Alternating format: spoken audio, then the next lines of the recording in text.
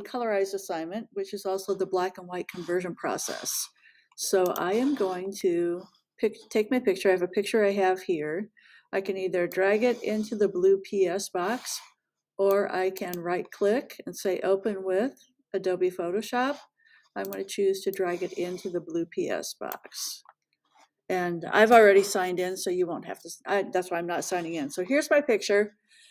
It's a little big, so I'm going to make it a little smaller so it's easier to open when I grade it. Right now it's 18 by 24 inches, that's poster size. So I'm going to make the biggest direction 5 inches and the resolution 200.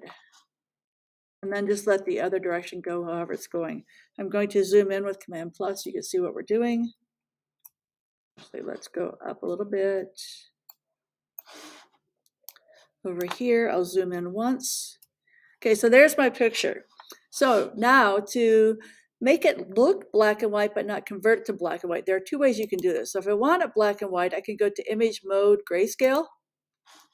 And then I'm discarding the color, which means I can never add color back in.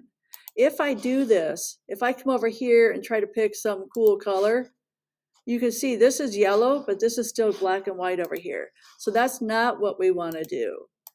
We want to desaturate this. So you're going to go to Image, Adjustments, Hue and Saturation, drag the saturation all the way to the left. Now it looks black and white, but the color palette is still RGB. Now we can start adding color back in. So you want to use the paintbrush, which is right here, the brush tool. You want to pick a color to add back in. I'll show you something else you can do too. So I'm going to pick kind of a soft blushy color. Let's do this color. Okay, I'm going to zoom in on her face. I'm going to give her a little bit of blush. If I do this at 100%, right now, this is at 100%. If I do this at 100%, it's really strong. So we don't want to do it at 100%. So we'll try, let's try 30%. So 30% is still too strong. So let's try a little bit less. I'm going to crank this down to 15.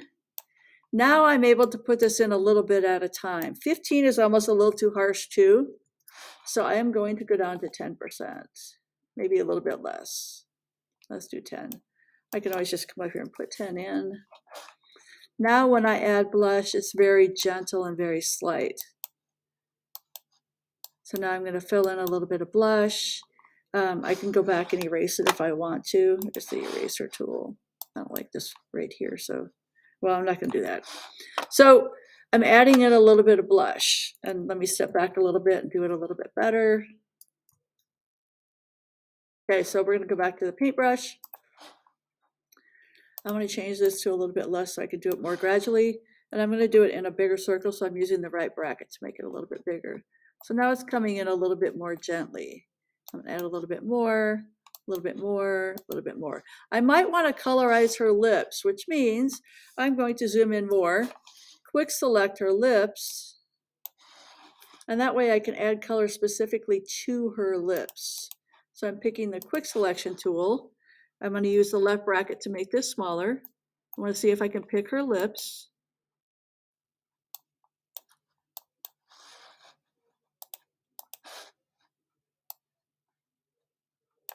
I'm going to zoom in a little bit more so I can see this. It looks like I'm having trouble getting just her lips this way. I'm going to go to the minus to see if I can get rid of her teeth in here. And then get rid of some of these spots up here, down here. That's not so easy to do. So this isn't going to work well. Command D gets rid of that. Now I'm going to add in lip color. I'm going to go with more of a pink, purple, make this obvious, and I'm going to crank up. So I'm going back to the paintbrush. I'm going to crank up the opacity just a little bit. And then I'm going to make the tool smaller and then come back in and add lip color. Making this smaller so I can get to this area, coming down here to her lips.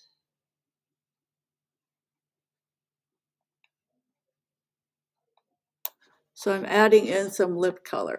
Okay, now I'm going to zoom back out. I'm going to save this. So I don't know, just to be on the safe side, File, Save As on my computer.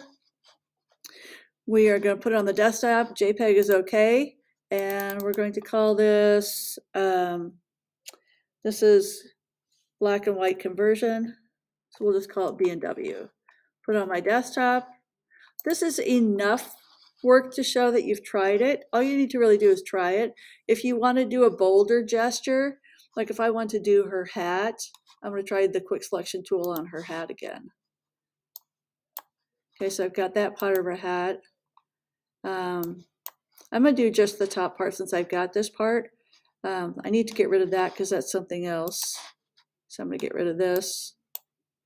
Let's go to this.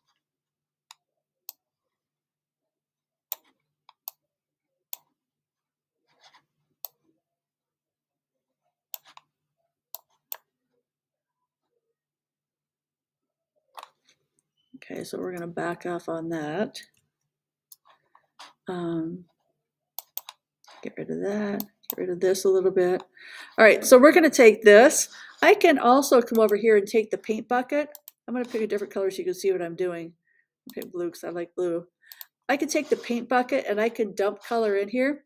However, right now I'm at 100% opacity. If I do that, you lose all the detail in the hat. So we don't want to do that. So I'm going to crank this down to maybe 15%. I'm actually going to put 15% in. Let's do 20%, see what happens. And then I'm going to click on here. Now you can see that. I can also do it again if it's not enough, and again if it's not enough. I can also at this point come back and do image adjustments, brightness and contrast, and crank the contrast up a little bit so you can see the detail in the background. So that's another way you can do this. And then you're going to save your project, which we've already saved, and then you are ready to turn it in. If you have any questions, let me know. I hope that you have fun with this, and have a good day.